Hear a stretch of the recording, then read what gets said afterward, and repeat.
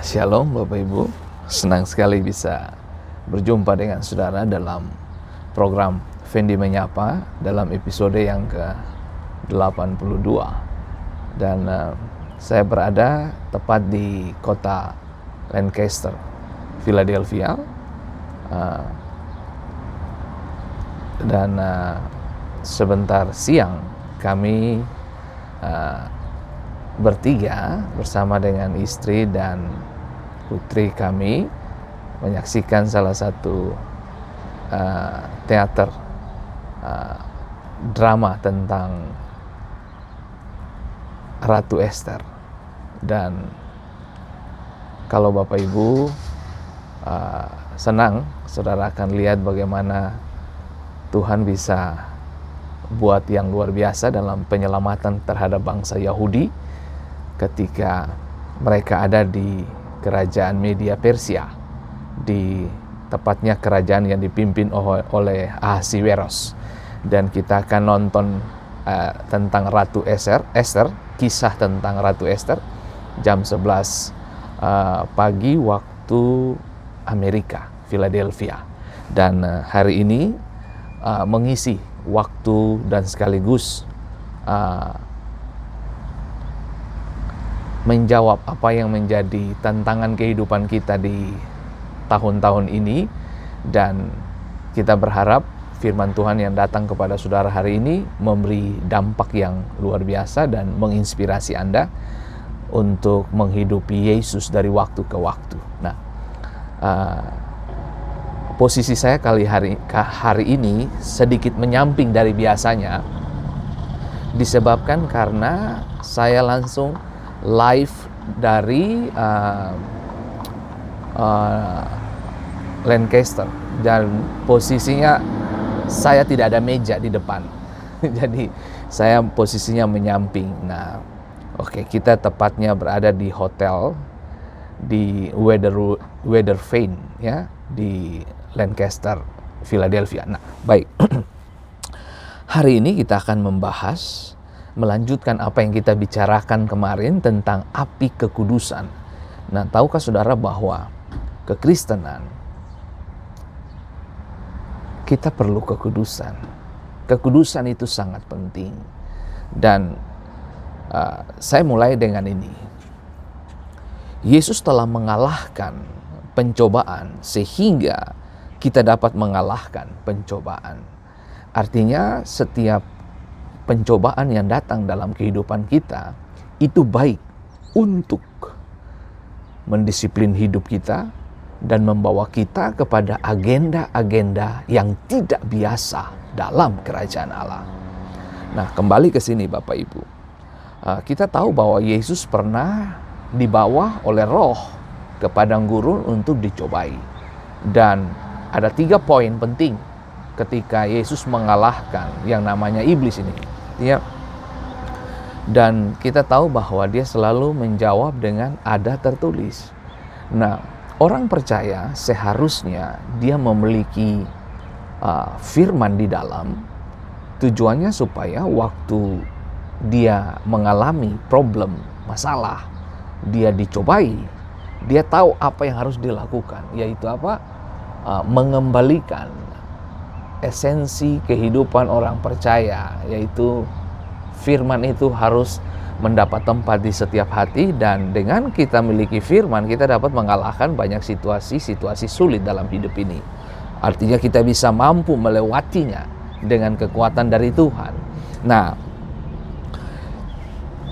kita tahu bahwa Yesus selalu dicobai, bahkan para imam Taurat, para imam besar, mereka selalu mengungkapkan pendapat-pendapat atau pertanyaan-pertanyaan yang menyudutkan Yesus. Dan mereka tidak pernah dapat mengalahkan dia, baik dari sisi pengetahuan, wawasan, kemampuan dalam hal penetrasi kepada kebutuhan manusia. Mereka nggak pernah mengalahkan Yesus, tidak pernah mengalahkan, dan tidak akan pernah dapat dikalahkan, gitu ya. Yesus tidak pernah dapat dikalahkan oleh mereka. Nah, kembali ke sini. Lukas 11 ayat 53 dikatakan, dan setelah Yesus berangkat dari tempat itu, ahli-ahli Taurat dan orang-orang Farisi terus-menerus mengintai dan membanjirinya dengan rupa-rupa soal. Artinya mereka sedang mencoba untuk menyudutkan Yesus untuk mendapatkan kesalahannya, lalu kemudian membuat dia ada dalam problem. Nah, tapi sebaliknya, Yesus menjawab pertanyaan-pertanyaan mereka. Akhirnya sekarang problemnya tuh di mereka.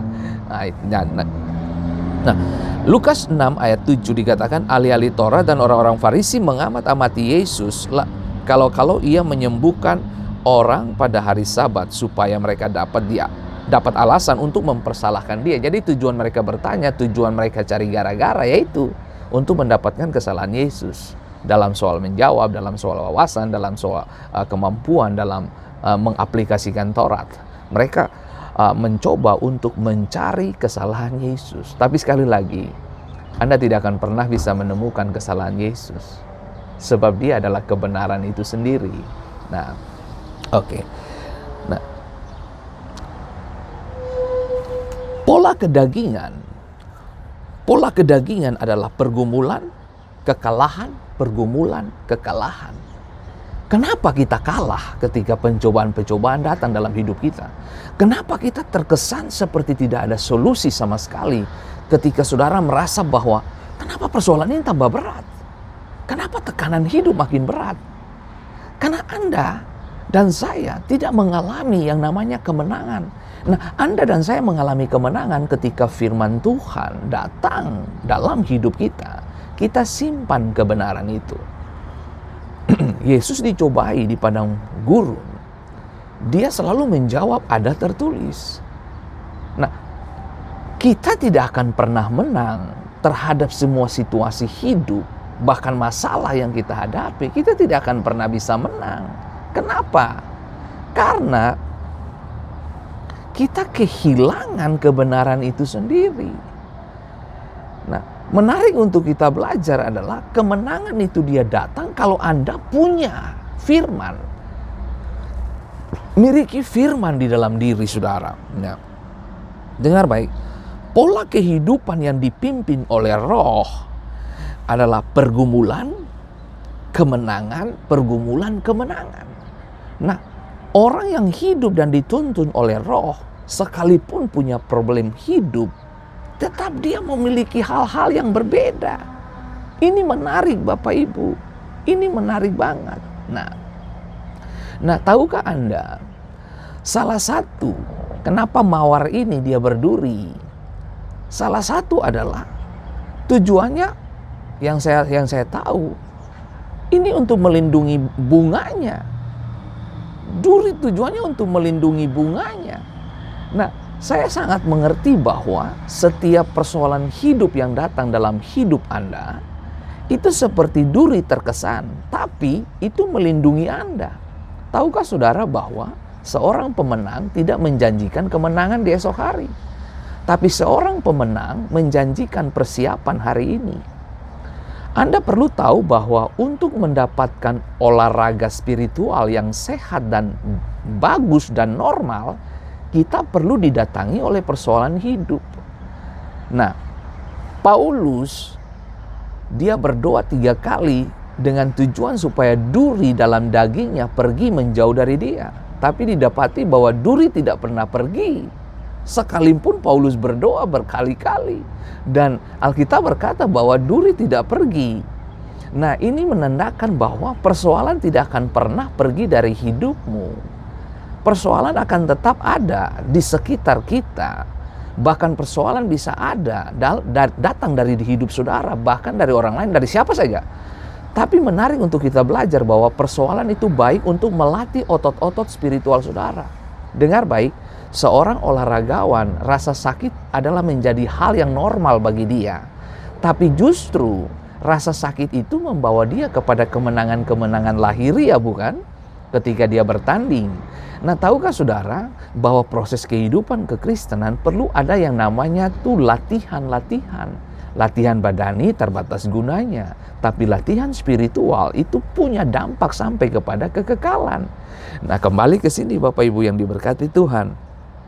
Galatia 5 ayat 19-21 dikatakan bahwa perbuatan daging selalu berbicara tentang hal-hal yang berlawanan dengan roh, ya, dan menyebutkan percabulan dan kecemaran, dan saudara dengar baik, amarah, percabulan, kecemaran, hawa nafsu dan sebagainya, itu buah-buah daging. Dan tahukah kita bahwa tidak ada seorang pun dapat berdebat dengan kekudusan. Saya benahi dulu ini Bapak Ibu. Tidak ada seorang pun yang bisa artinya berdebat dengan kekudusan. Kekudusan itu adalah hal yang mutlak. Kekudusan nggak dapat karena Anda ada di bangku kuliah. Tapi kekudusan dia lahir karena setiap proses Anda dipisahkan untuk tujuan Tuhan. Nah, seperti tadi kemarin saya katakan bahwa kekudusan, kudus itu artinya dipisahkan. Artinya begini, kalau Anda mengatakan bahwa Anda kudus, Anda harus tahu persis di mana Anda memilih. Jadi hidup ini pilihan. Dipisahkan itu pilihan untuk tujuan Tuhan. Nah, menarik untuk kita belajar Bapak Ibu, lihat. Nah, pertobatan palsu dan api Tuhan. Satu Raja-Raja pasal 18 kita baca bersama bahwa Elia berhadapan dengan nabi-nabi Baal. Yang membedakan mereka adalah api. Api adalah yang membedakan orang-orang percaya dengan orang-orang yang tidak percaya. Orang percaya juga, orang percaya punya mezbah. Orang tidak percaya pun punya mezbah. Tapi yang membedakan mereka adalah api. Gitu. Orang tidak percaya pun mereka punya orang kuat. Orang tidak percaya mereka punya korban. Mereka punya yang namanya investasi hidup juga. Tapi orang percaya, bedanya di mana? Kita punya api. Dan orang yang tidak percaya, mereka nggak punya api. Ini menarik untuk kita belajar hari ini. Banyak orang yang nggak percaya punya doa. Banyak orang nggak percaya punya ibadah. Tapi yang bedakan kita apa? Kasih dan apa? Kuasa, api. Beda, saudaraku. Nah, kita harus memimpin orang kepada Kristus. Itu panggilan kita. Dengan mengajar mereka bahwa mereka membutuhkan juru selamat. Bukan hanya sekedar berkat. Banyak orang ke gereja mencari berkat, itu salah. Justru Anda ke gereja karena Anda telah diberkati. Anda beribadah karena Anda telah diberkati. Anda ibadah bukan supaya kamu diberkati, keliru. Kita beribadah, kita mendengarkan firman, kita berdoa, kita ke gereja, kita Bible study karena Anda telah diberkati. Beda Bapak Ibu. Nah, motivasi kita kemenangan kepada kemenangan. Bukan dari kekalahan kepada kemenangan. No. Kita berperang dari kemenangan kepada kemenangan berikut. Nah, anugerah tidak mencakup dosa yang tidak diakui. Catat itu baik-baik. Anugerah tidak mencakup dosa yang tidak diakui.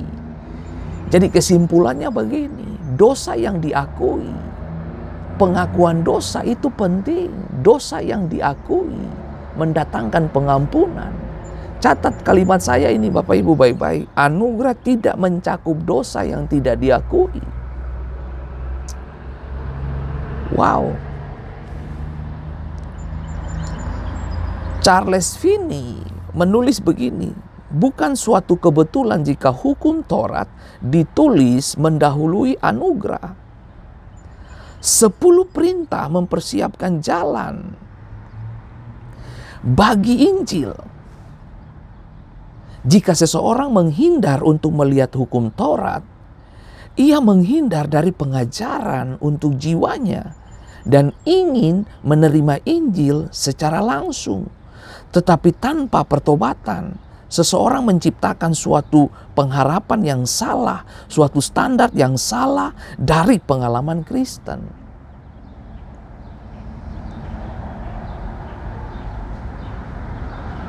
Ini menarik untuk kita belajar, Bapak Ibu. Kita berharap kita bisa menerima Injil tanpa pertobatan. Dengar, saya mau kasih tahu saudara, Injil tidak akan mendapat tempat yang sempurna, artinya yang normalnya, pada normalnya, kepada mereka yang tidak memiliki sikap hati yang benar di hadapan Allah. Anda perlu memiliki sikap hati yang benar. Injil itu kekuatan Allah. Anda perlu memiliki sikap hati yang kuat untuk terima Injil. Sering saya katakan bahwa Injil yang benar datang merusak dagingmu. Injil yang benar membakar keinginan dagingmu. Galatia pasal 5 ayat 19 dan 21. Keinginan daging, perbuatan-perbuatan daging itu amarah, tidak sabar, kecemaran, hawa nafsu. Itu nggak suka dengar Injil. Injil itu pesan baik, berita baik. Berita baik untuk apa? Untuk apa? Berita baik untuk siapa? Untuk mereka yang cinta Tuhan. Tapi tidak untuk mereka yang menolak Tuhan. Injil datang merusak keinginan dagingmu. Injil datang bikin rusak keinginan daging, tapi memperbesar rohmu. Makanya kenapa orang ke gereja tidak mendapatkan apa-apa? Karena dia berharap Anda ke gereja, Anda mendengarkan pesan khotbah, Anda mendengar kalau boleh itu beritanya tentang berkat saja. Saudara, mari saya kasih tahu buat saudara, Injil kemakmuran, dengar baik, pesan-pesan kemakmuran, Injil kemakmuran. Orang paling suka dengar Injil kemakmuran. Kenapa? Karena itu memberi peluang kepada dagingmu. Tapi ketika pendeta berbicara tentang salib, penderitaan, tekanan, pencobaan, tidak semua orang terima. Anda lupa, 12 murid Yesus tidak dikisahkan oleh Alkitab, bahkan tidak ditulis oleh Alkitab.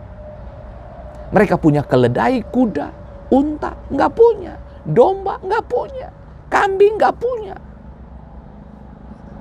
Ketika mereka ikut Yesus, justru malah mereka meninggalkan fasilitas-fasilitas yang membanggakan keinginan-keinginan dan menjadi hal yang dipegang oleh manusia pada umumnya. Ketika Petrus ikut Yesus, Yesus berkata, "Follow me, ikut aku." Petrus tinggalkan jala dan perahu. Petrus tinggalkan fasilitasnya untuk mendapatkan apa yang disebut dengan fasilitas ilahi. Dia tinggalkan pesan kehidupan jasmaninya. Dia masuk kepada dimensi spiritual. Anda pernah baca nggak di kitab Injil bahwa 12 murid Yesus punya unta, keledai, rumah yang bagus? No. Injil kemakmuran. Jangan percaya, men. Dengar. Kalau pesan kita tidak berorientasi kepada salib Kristus, imanmu murahan. Pesan-pesan kamu murahan. Paulus menghardik beberapa pengajar. Jangan pakai Injil untuk mendapatkan keuntungan. No. Jangan jual Injil untuk kamu mendapatkan keuntungan.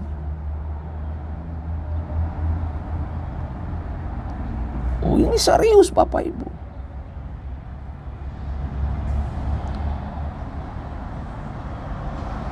Anda baca, murid-murid Yesus 12 orang itu, semuanya mati apa? Mati dianiaya. Mereka mengalami penderitaan. Kita kalau nggak siap dengan tekanan hidup, kita bisa jual Yesus dengan mudah.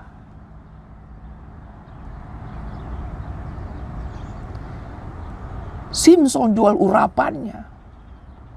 cuma karena seorang perempuan.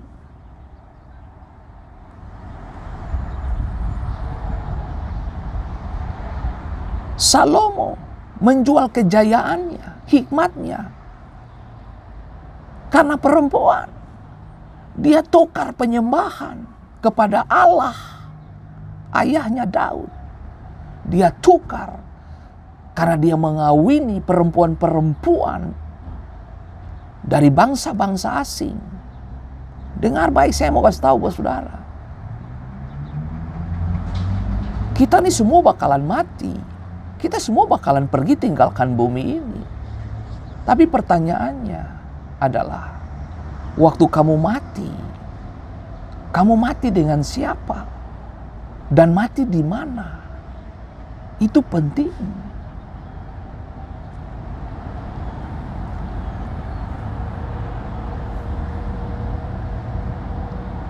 Stefanus mati di raja. Rasul-rasul Tuhan mati. Mati dalam, maaf kata kalau saya bilang ini, mati dalam kesedihan. Darah tertumpah. Makanya saya mau mengingatkan semua orang Kristen di sini. Kalau kamu tidak punya makan minum, lalu kamu sangkal Tuhan. Wow. Udah terlalu kita nyaman Bapak Ibu. Kita terlalu nyaman untuk apa? Mengenyangkan daging.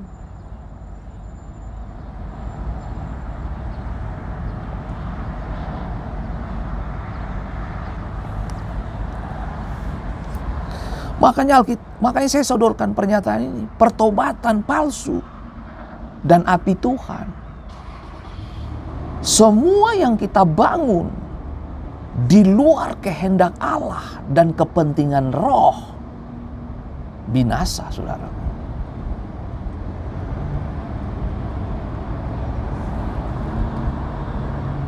Kita harus memimpin orang-orang kepada kepentingan Kristus, bukan kepada kepentingan kita. Saya tidak peduli dengan siapapun di bumi ini. Selama kamu berdosa dan hidup tidak lahir baru, selama kamu tidak bertobat dalam keseriusan Tuhan, kamu dimakan habis oleh dunia. Siapapun yang mendengarkan pesan ini, saya beritahu, beberapa dari kita mungkin yang mendengarkan pesan ini, kamu masih hidup dengan istri orang. Kamu masih melakukan perjudian. Kamu lakukan seks bebas. Kamu lakukan apa? Kamu bikin hancur keluarga dan rumah tangga orang. Hei, bertobat.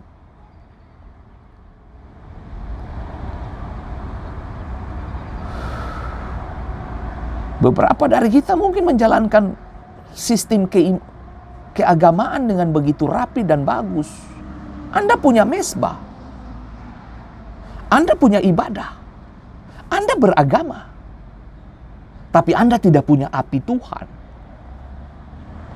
Anda nggak punya kuasa. Kita berharap ke gereja cukup. Sebentar, bos.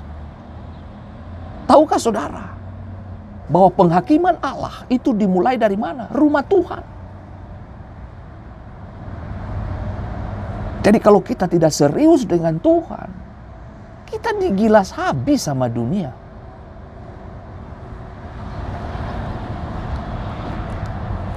Kita harus memimpin orang kepada Kristus, bukan kepentingan kita. Mengajarlah dengan benar.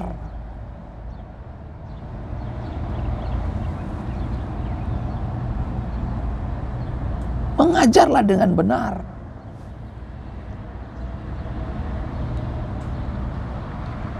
Semua orang membutuhkan juru selamat. Yesus sudah mati untuk semua orang. Tapi dengar baik, banyak yang terpanggil, sedikit yang terpilih. Pastikan kamu adalah orang-orang yang terpilih. Itu saja, saudaraku. Dengar-dengar, saya mau kasih tahu buat Bapak Ibu. Kalau saudara memiliki rasa sakit, kalau saudara memiliki dibully, Kamu memiliki apa tuh, orang-orang benci sama kamu, nggak suka kamu, nggak apa-apa. Itu bagus buat jiwamu. Sering saya katakan, pukulan yang datang pada waktunya membersihkan lubuk hati.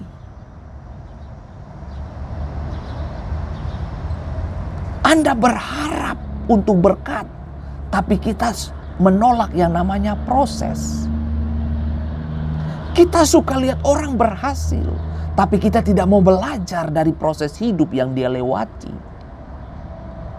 Kita mau Tuhan punya berkat, tapi kita tidak mau hidup di dalam prosesnya Tuhan.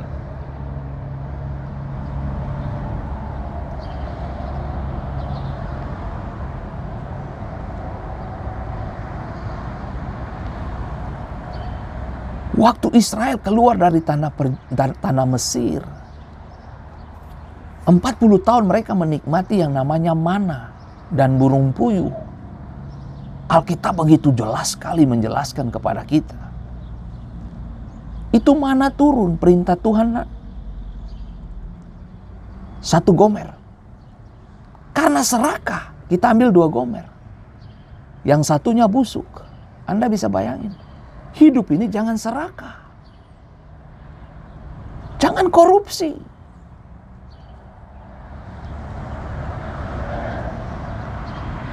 Jangan makan pencuri, saya kasih tahu. Hari ini kamu berpakaian bagus, kamu dandan bagus. Tapi apa gunanya dandananmu itu tapi hasil korupsi, hasil penipuan. Makanya saya mau bilang buat saudara, kalau saudara dengar khotbah-khotbah saya, pengajaran-pengajaran saya, saudara bakalan alihkan jarimu itu. Cari aja channel yang lain, bikin kuping enak aja. Cari aja yang khotbah-khotbah itu, berkat, cari itu aja. Serius saudara. Saya bisa mengajarkan motivasi. Bisa. Saya punya potensi itu. Tapi sorry, itu berlawanan dengan nurani saya. Saya bisa ajar orang untuk motivasi orang. Bisa. Tapi itu seperti berlawanan dengan nurani saya. Anda baca baik-baik Injil. Ketika Yesus diperhadapkan dengan wanita yang sedang melakukan perselingkuhan, persinahan, mereka bawa wanita itu kepada Yesus. Kalimat Yesus terakhir apa?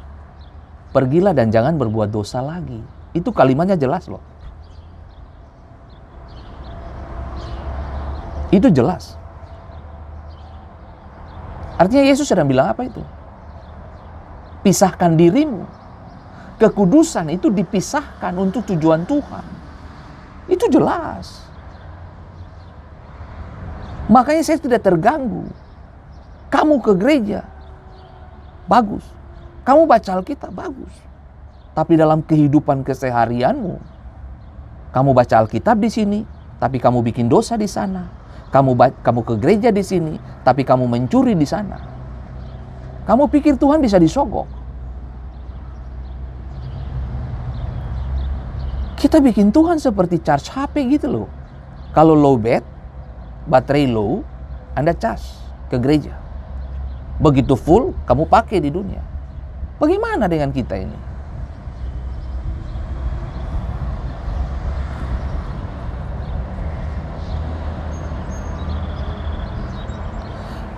Catat kalimat saya itu.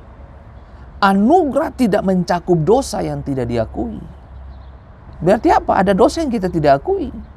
Anda bikin dosa bersembunyi dari istri atau dari suamimu.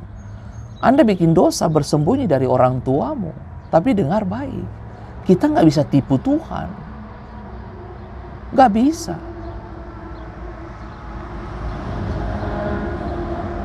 Nggak bisa Bapak Ibu.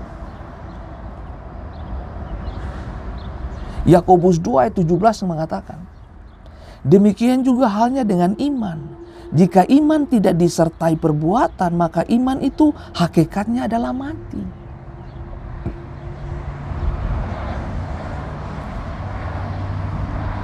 Kamu ke gereja baik.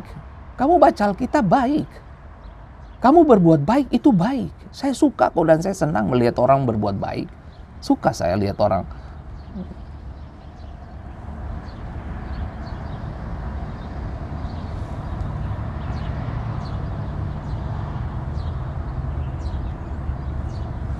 Dan tapi kiranya perbuatan-perbuatanmu itu mencerminkan imanmu. Bukan karena ada embel-embel pengakuan. Saudara tahu sendirilah. Ada orang yang berbuat baik karena ada maunya.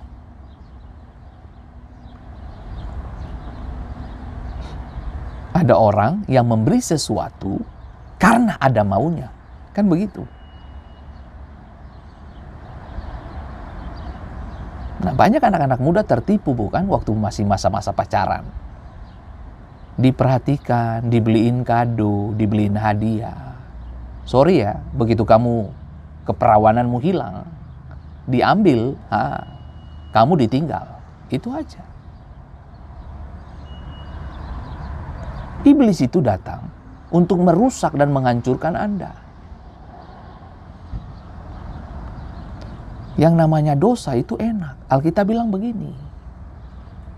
Roti curian itu enak rasanya.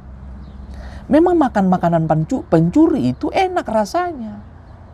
Makan uang korupsi, itu enak rasanya. Nyolong-nyolong kesempatan untuk ambil istri orang, itu enak rasanya. Tapi efek sampingnya, bos. Contoh itu Daud. Itu contoh nyata itu. Saya mau kasih ingat Bapak Ibu. Jangan, kalau jantungmu nggak kuat, jangan dengar pengajaran saya. Kamu bisa sakit hati.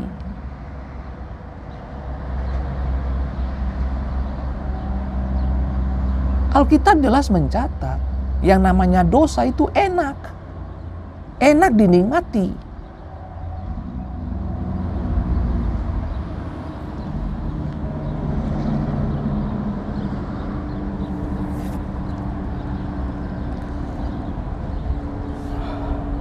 Matius 13 itu tentang perumpamaan tentang lalang di antara gandum. Kemudian kita tahu bahwa ada penjelasan perumpamaan tentang lalang di antara gandum. Gandum tumbuh bersamaan lalang juga tumbuh. Jadi lalang dan gandum ini mereka tumbuh. Pada waktu kapan mereka akan dipisahkan? Pada waktu penuaian. Hari ini bagi beberapa dari kita yang masih sedap menikmati dosa. Dengar, saya kasih tahu. Tuhan masih punya panjang sabar ini untuk kasih kesempatan buat kita berbalik. Tapi kalau kita tidak berbalik juga. Ada musim di mana menuai. Ingat, ada menabur, ada menuai. Hati-hati. Alkitab jelas mencatat, barang siapa yang menabur angin, dia terima badai.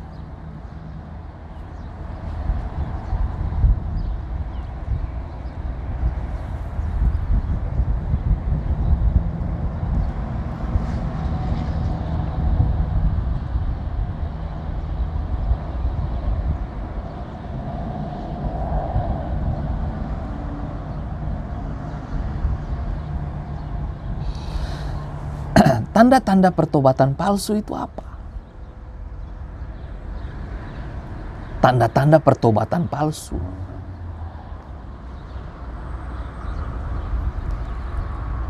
Penolakan terhadap penemplakan. Penolakan terhadap penemplakan. Beberapa orang menggunakan sebuah perisai selama kebaktian dan mencoba untuk membela diri selama khotbah disampaikan. Pertobatan palsu itu. menolak penemplakan. Makanya saya bilang, Injil itu berita baik. Berita baik bagi rohmu, tapi tidak baik bagi dagingmu. Karena Injil tidak memberi keleluasan untuk Anda mengembangkan daging. Galatia 5 ayat 19. Perbuatan-perbuatan daging itu telah nyata. Percabulan bla bla bla bla. Kecemaran, amarah, iri hati. Nah itu.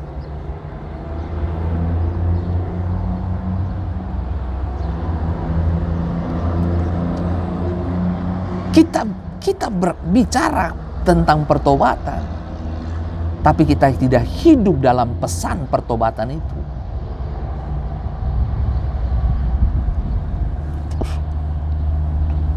Saya ulang itu. Kita punya mesbah yang sama.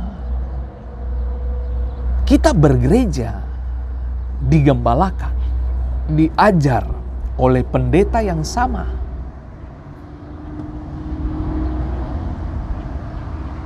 Tapi yang bedakan kita adalah api.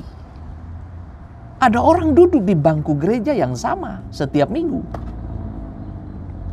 Bahkan ada orang yang dikhotbahkan oleh pendeta yang sama setiap hari. Anda menjadi anggota gereja yang sama. Sama. Gitu. Bahkan pendeta khotbah dari Alkitab yang sama dengan pendeta-pendeta yang lain. Tapi yang bedakan mereka adalah api.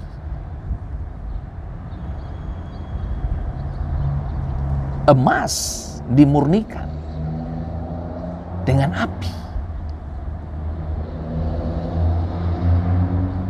Kalau Anda emas, alat penyuciannya, alat pemurniannya apa? Api.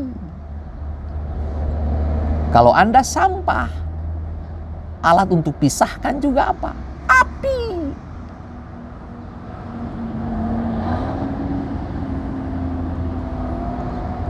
Jadi Injil yang benar datang menghancurkan keinginan dagingmu dan memperbesar rohmu.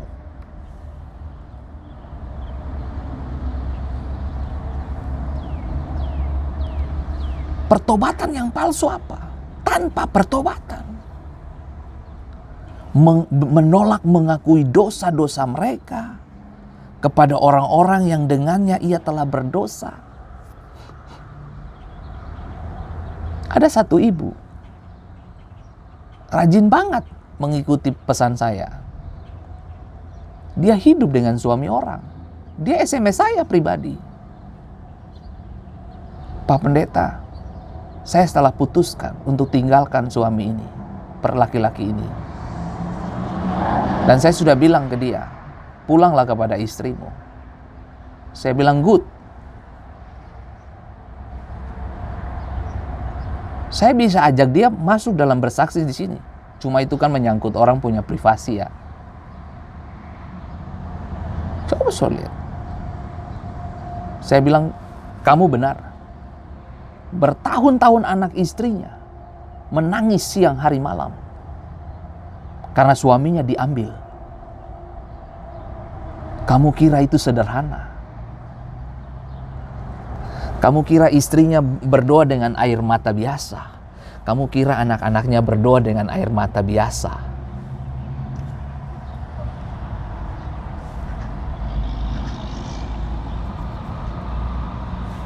Sedapat-dapatnya berbuat baiklah. Tunjukkanlah bahwa kamu hidup di dalam Tuhan.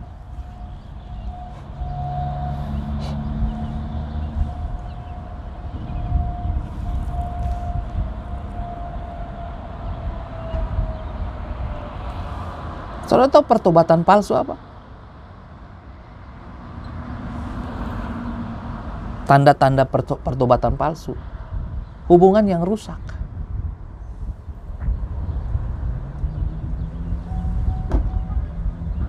Hubungan yang rusak.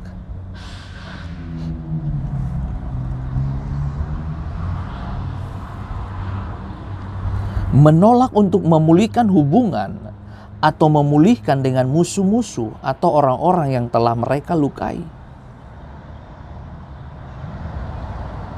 Kita menolak untuk perubahan, kita menolak untuk pertumbuhan, kita menolak untuk kedewasaan. Sering saya bilang kan, dewasa itu tua itu otomatis, tapi dewasa itu pilihan.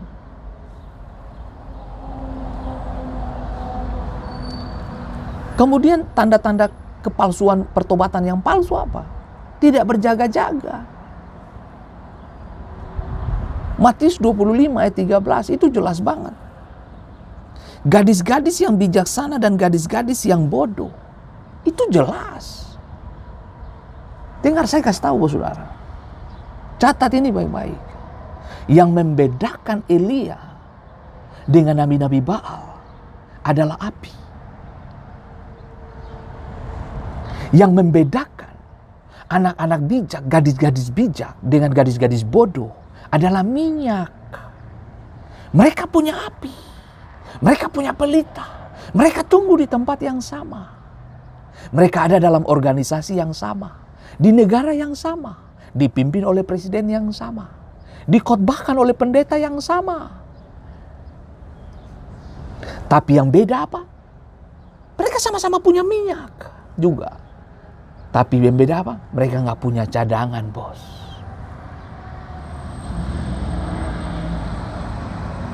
Jaga diri baik-baik. Karena itu berjagalah-jagalah, sebab kamu tidak tahu akan hari maupun akan saatnya. Mereka tunggu, tunggu mereka. Mereka punya pelita. Dan dengar baik, mereka punya semua sama. Yang bedakan di mana? Minyak. Mereka nggak punya persiapan yang lebih. Dengar, kalau kamu melayani Tuhan dengan persiapan asal-asal jadi, kamu dimuntahkan, pintu ditutup. Makanya Wahyu berkata, kalau kamu panas yang betul. Hitam lagi. Kalau panas yang benar. Dingin yang benar. Jangan suam-suam kuku, kamu dimuntahkan.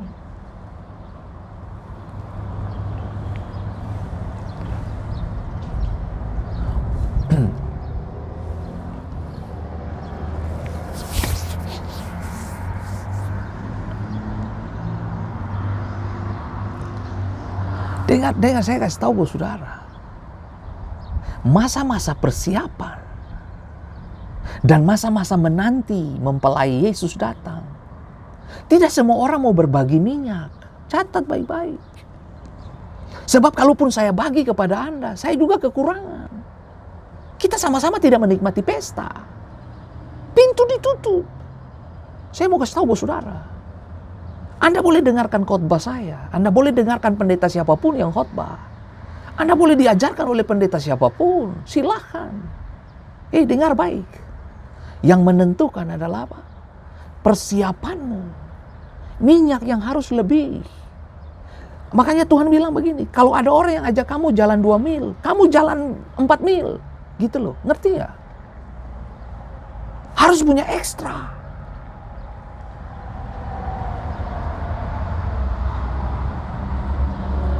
Jangan puas dan berkata bahwa Tuhan saya sudah bikin ini, bikin itu.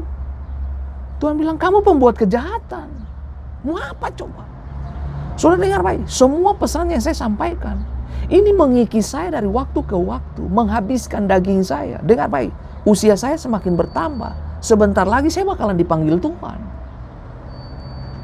Kita ini semua bakalan dipanggil Tuhan. Anda nggak pernah tahu. Mungkin saja ini adalah khotbah terakhir saya. Kita nggak pernah tahu. Atau beberapa dari Anda yang tahu kapan kamu meninggal, kapan kamu mati. Kita nggak pernah tahu. Makanya saya bilang, hiduplah benar-benar dalam kemurnian hati. Itu saja.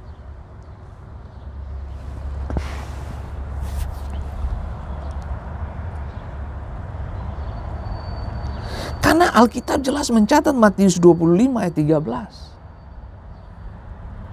Karena itu berjaga-jagalah, sebab kamu tidak tahu akan hari maupun akan saatnya. Karena mempelai datang. Kamu gak pernah tahu. Karena dia mempelai datang. Mempelai datang. Nah, gadis-gadis bodoh ngomong sama yang bijak. You boleh gak share minyak sedikit ke kita kek? Yang bijak bilang gak bisa. Nanti gak cukup buat kamu, juga kepadaku gak cukup. Kamu beli aja. Nah, itu saya bilang, di saat kamu pergi balik beli, mempelai datang. Persiapkan. Nah, oke. Saya kasih tahu saudara. Waktu si janda datang kepada Elia dan berkata, penagih hutang hendak mengambil 2 putraku untuk menjadi budak. Elia jawab dia, you punya apa di rumah? Buli-buli berisi minyak. Oke. Pergilah, mintalah bejana-bejana kepada semua tetanggamu. Jangan terlalu sedikit. Itu kalimat jelas dari Elia. Jangan terlalu sedikit. Itu maksudnya apa? Elia bilang ini, ambil sebanyak-banyaknya. Ekstra, ambil lebih, gitu loh. Kalau kamu melayani Tuhan, pas-pasan, wah, mestinya kamu kasih waktu lebih. Makanya Tuhan ngomong, kalau ada orang yang ajak kamu jalan 2 mil, bikin 4 mil.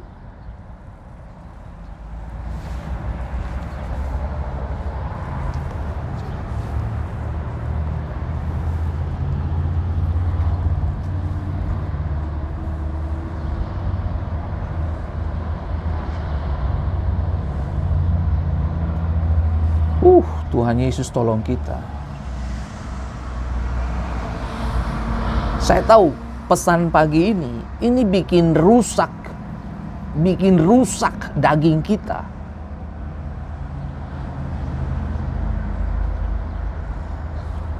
Pernah nggak Anda pikir bahwa besok pagi Anda tidak bangun? Pernah nggak?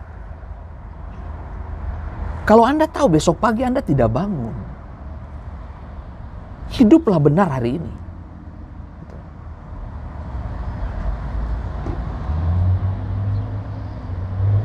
Hidup benar hari ini.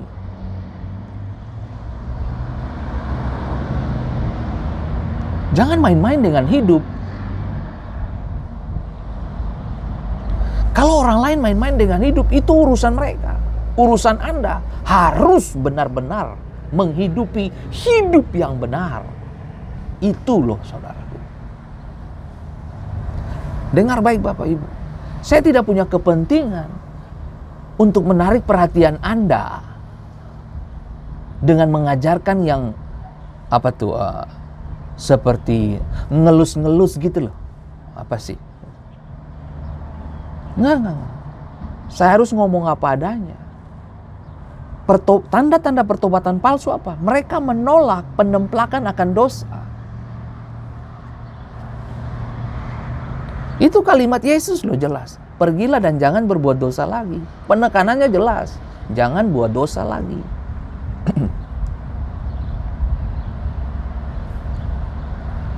Tanda-tanda pertobatan palsu apa lagi? Tidak mau berdoa.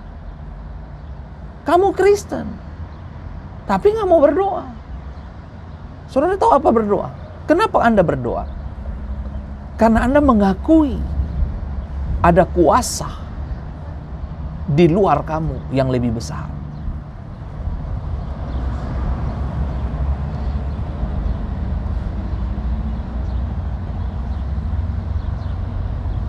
Itu saja saudaraku.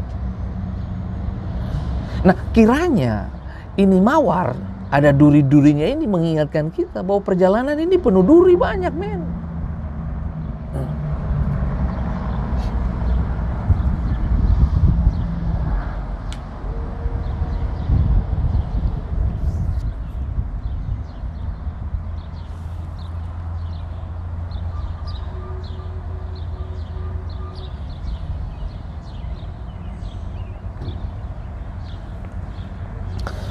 Tanda-tanda orang ada dalam pertobatan palsu itu apa?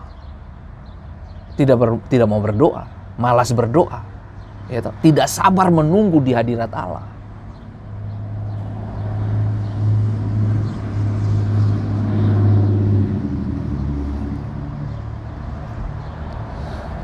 Pandemik ini telah menjadi alasan dan senjata bagi beberapa orang untuk membenarkan pilihan-pilihan daging mereka.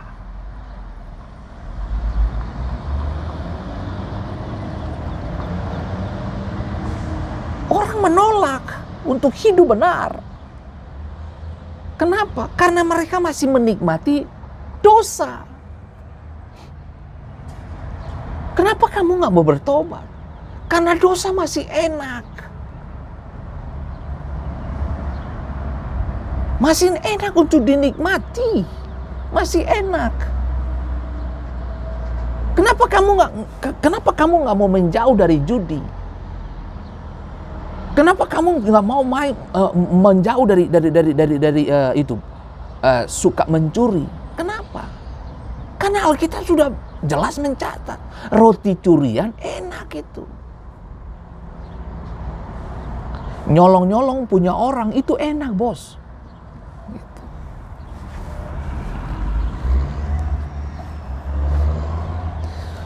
Ibrani 10 ayat 25 dikatakan begini. Janganlah kita menjauhkan diri dari pertemuan-pertemuan ibadah kita, seperti dibiasakan oleh beberapa orang. Tetapi marilah kita saling menasehati dan semakin giat melakukan menjelang hari Tuhan mendekat.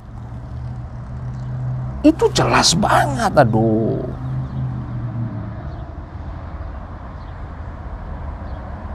Tujuan saya menasihati saudara dan menasihati diri saya juga. Dan kiranya kita semakin giat dalam melakukan menjelang hari Tuhan yang semakin dekat.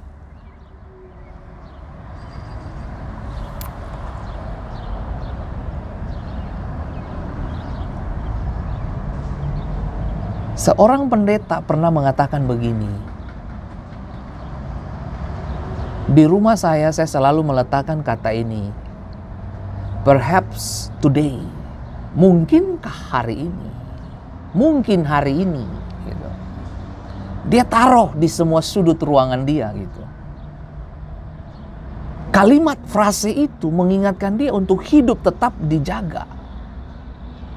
Mungkin hari ini Tuhan datang. Kalau belum, dia baca tulisannya, mungkin hari ini. Pertobatan itu hari ini, bukan besok. Siapa yang jamin besok kamu masih bisa lihat matahari? Ha? Alkitab berkata begini, bunga rumput di padang, you lihat hari ini, tapi besok sudah di tempat pembakaran. Siapa yang bisa jamin bahwa kamu bisa hidup besok hari? Ha? Nggak ada satupun yang bisa jamin bahwa besok kamu hidup. Piala Eropa lagi jalan ini. Siapa yang bisa jamin bahwa Belanda bisa jadi juara Eropa? Nggak ada yang bisa jamin itu. Sama. Siapa yang jamin besok Belanda bisa menang lagi? Belum tentu. Tapi bisa juga dia menang. Siapa yang menjamin bahwa besok kamu hidup? Hah? Itu saja. Coba kau pikir-pikir itu dulu. Coba kau pikir dulu. Diam dan tenang. Coba kau pikir. Besok kamu masih hidup nggak? Coba.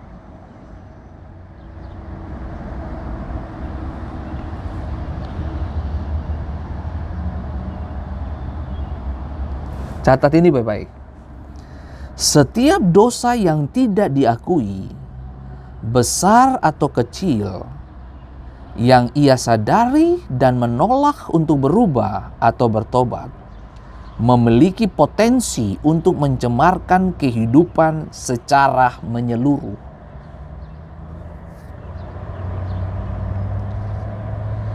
Billy Graham berkata begini, keselamatan adalah cuma-cuma, tetapi pemuridan akan menuntut segala sesuatu yang Anda miliki. Keselamatan itu cuma-cuma. Keselamatan itu free. Tapi pemuridan menuntut segala sesuatu yang Anda miliki. Anda masuk kelasnya Tuhan, Anda nggak bisa bawa aturan Anda. Anda bersekolah, Anda tidak bisa bawa aturan rumah ke sekolahmu. Kalau kamu coba bawa aturan rumahmu ke sekolahmu, ya bilang aja bapakmu dan mamamu jadi ketua kelas atau kepala sekolah. Kan begitu. Kita ada di bawah pengawasan seorang guru agung. Makanya Billy Graham tuh jelas sekali mengeluarkan pernyataan ini. Keselamatan adalah cuma-cuma, tetapi pemuridan akan menuntut segala sesuatu yang Anda miliki. Murid yang baik mendengarkan gurunya, domba yang baik dengarkan gembala. Kalau jemaat yang malas dengar perkataan gembala, saya curiga kamu toher. Do you know toher? Ada masalah di kuping, sakit.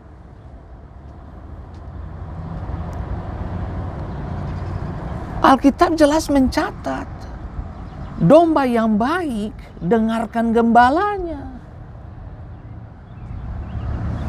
Kalau kamu gak pernah dengar gembalamu, sedikit lagi kok kena penyakit telinga. Kenapa? Makanya Wahyu mengatakan ini, siapa yang bertelinga hendaklah dia mendengar. Kuping. Roma 10 ayat 17, iman datang dari mana? Kuping, dengar. Kalau kamu malas mendengar gembalamu, Yesus Kristus, kamu menjadi murid dan malas dengar gurumu, ya besok-besok kamu jadi murid yang bikin hancur negara. Bahkan persekutuan kau hancurkan karena kau tidak disiplin diri.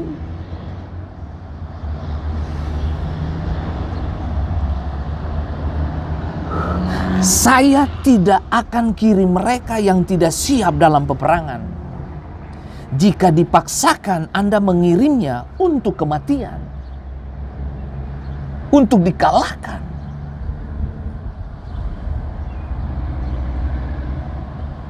Kamu perlu dimuridkan. Ingat, keselamatan itu gratis cuma-cuma. Tapi pemuridan menuntut semua yang kamu miliki. Artinya apa? Semua yang kamu punya itu loh, yang kamu dapat di rumah, pengetahuan pribadi mungkin. Tapi begitu kamu ada di kelas seorang guru, you harus tunduk kepada aturan guru itu.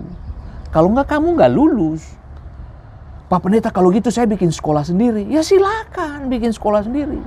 Kalau gitu Pak Pendeta, saya bikin gereja sendiri. Silakan lu bikin gereja sendiri. Kalau gitu saya bikin persekutuan sendiri, silakan bos. Segala sesuatu yang dibangun dengan emosi berakhir kepada kehancuran. Jangan merasa diri bijak dan pintar lalu mencoba untuk menyalahkan orang lain, dalam hal ini pemimpin atau guru yang mengajarkan kamu.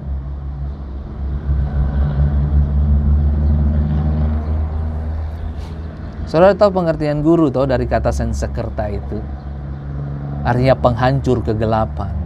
Kalau Anda bersedia untuk di bawah kepemimpinan seorang guru, Anda harus bersedia untuk menghilangkan kegelapan dan bersedia untuk dagingmu dihancurkan dan tunduk kepada kehendak gurumu.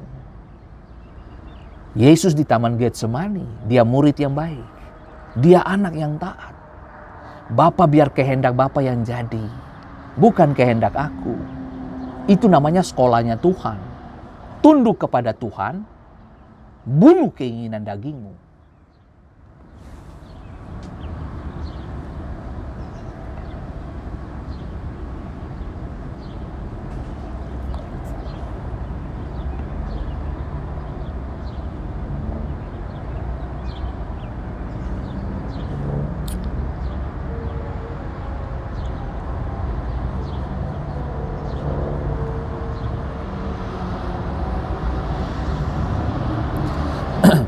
Setiap dosa yang tidak diakui, besar atau kecil,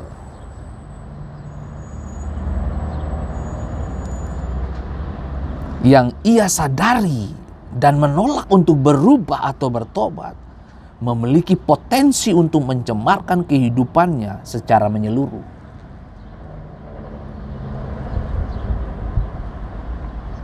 Hati-hatilah Bapak Ibu dan saya, kita sama-sama harus berjaga-jaga.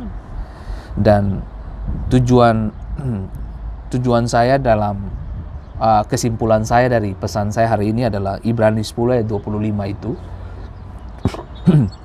Janganlah kita menjauhkan diri dari pertemuan-pertemuan ibadah kita seperti dibiasakan oleh beberapa orang. Tetapi marilah kita saling menasihati dan semakin giat melakukannya menjelang hari Tuhan yang mendekat. Ingatlah Bapak Ibu, belajarlah dari Matius pasal Matius berapa tadi saya lupa tuh ya. Matius 13 ya. Sorry, Matius 25. Ya. Kalau Anda baca, ya tahu.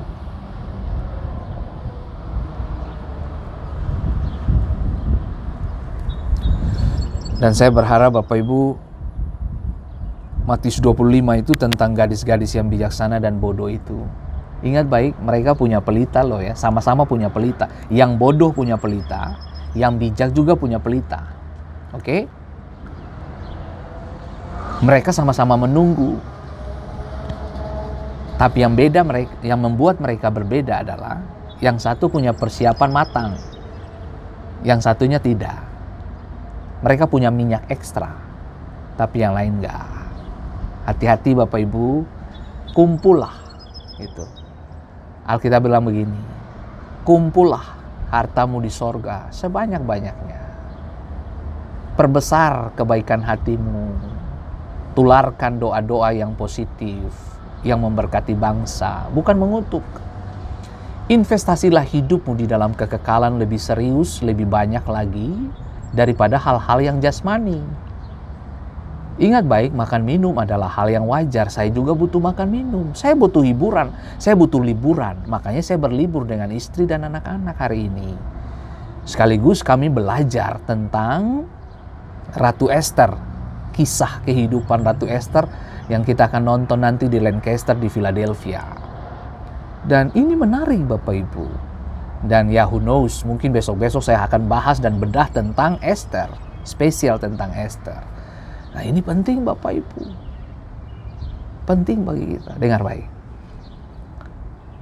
Kesimpulan dari kitab Esther itu adalah ini Bapak Ibu. Ketaatannya membawa keselamatan. Itu saja. Kalau Esther tidak pernah menaruh kupingnya kepada nasihat Mordekai, wah, Yahudi mati semuanya. Tapi itu yang saya bilang. Iblis boleh merencanakan yang jahat. Itu haknya dia. Memang pekerjaannya begitu, membunuh, merusak, dan menghancurkan, dan mencuri. Itu haknya dia, itu pekerjaan iblis. Tapi pekerjaan kita adalah apa? Membangun spiritual yang sehat. Jadilah kuat Bapak Ibu dimanapun Anda berada. Selamat pagi waktu Philadelphia. Dan selamat malam bagi semua Bapak Ibu yang ada di Indonesia. Tuhan memberkati. Sampai jumpa di esok hari dalam pesan dan waktu yang sama lagi. Besok saya kemungkinan besar live di New York. Sadap. Ini satu kali jalan, ini semua video saya akan lakukan ini ya. Saya akan mencoba untuk memberi informasi-informasi tentang perjalanan saya begitu ya. Tuhan memberkati Bapak Ibu semua. Sampai jumpa di hari esok. Dan tetap setia dengan Tuhan. Tuhan memberkati kita. Dan jangan lupa Bapak Ibu, doa dan harapan saya dari tempat ini, kiranya kalau Tuhan bisa pakai Esther, Tuhan bisa pakai Anda juga. Amin. Dan ingat baik Bapak Ibu, maju dalam Tuhan, seriuslah dengan Tuhan. Ingat, persiapan itu penting. Persiapan. Tuhan memberkati Bapak Ibu semua. Sampai jumpa di esok hari. Amin.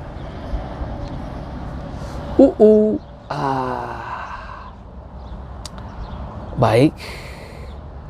Tuhan memberkati Bapak Ibu semua, dan kepada mereka yang sedang merindukan punya baby, Tuhan tolong dan Tuhan buat segala sesuatu indah pada waktunya ya.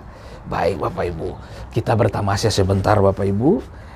Ini saya ada di tengah-tengah taman dari salah satu hotel yang ada di Lancaster, Pennsylvania. Nah ini Bapak Ibu, ini itu tempat di mana saya live itu. Nah, itu mobil saya sana warna biru. Nah, ini lokasi. Kalau di sini bilang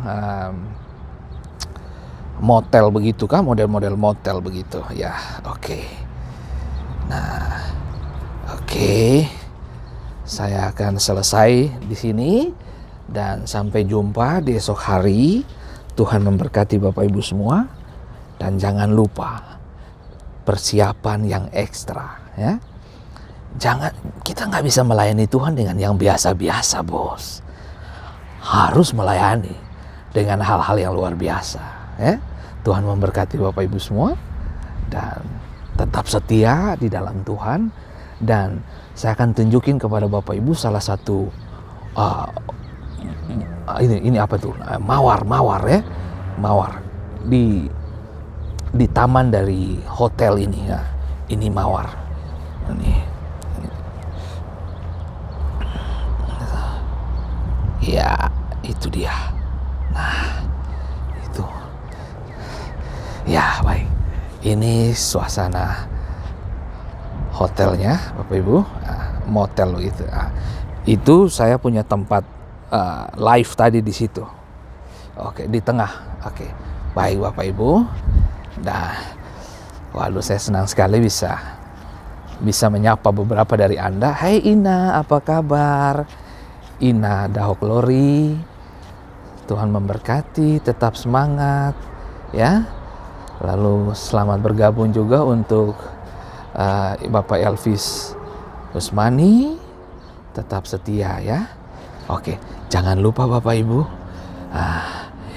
ini penting ini Bu, Ibu, itu tuh lihat, mantap itu ya. Oke. Baik, ini kamar saya nomor 18 ya. Oke. Tuhan memberkati, sampai jumpa di esok hari. Shalom.